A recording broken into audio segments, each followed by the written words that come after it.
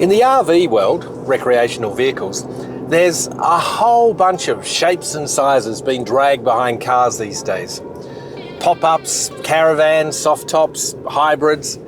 But I gotta say, most of them don't look that great. They look like they've been put together by some practical person with a welder and a grinder in a workshop. But have a look at this in front of me right now, the Kerfton. This has been designed by a guy called Barry, and I reckon it looks smarter than your average bear.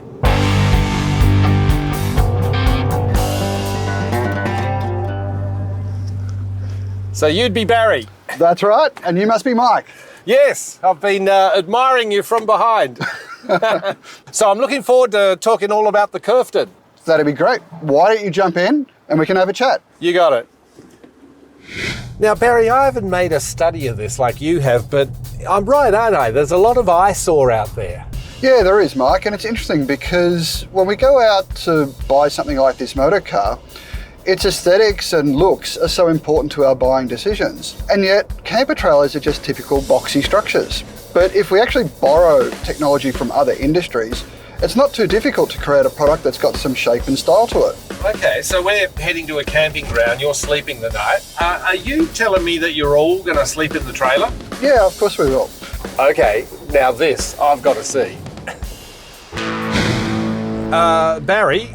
Yeah? Where are you taking me? What's going on? Well, the best camping spots are usually accessible by 4x4 only. Right, so okay, we're going in the river.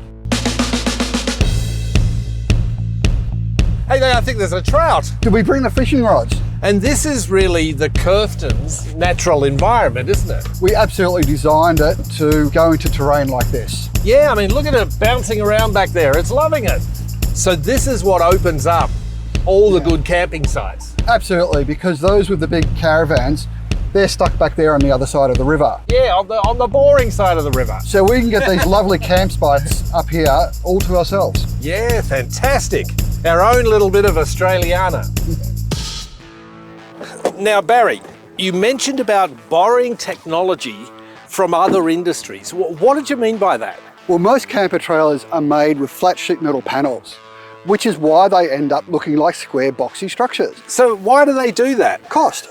Okay, whereas this looks like, I don't know, car design to me. Yes, this trailer is manufactured using molded composites, and that allows us to create free-form shapes on the product and start putting some style in. Okay, you're investing in design. I love it. We are, Mike. That's also expensive. It is expensive, Mike, because you get one shot to get the molds correct. Yeah. But what we did is create a full life-size mock-up of the trailer out of polystyrene foam. We learnt a whole lot of stuff that you could never tell by just looking at a computer screen.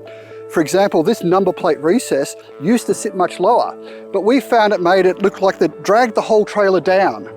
But by lifting up that number recess, it brought things into balance and lifted the trailer. You're killing me. I want to see this thing deployed. How long does it take? Less than 5 minutes. You're on the clock. Let's go.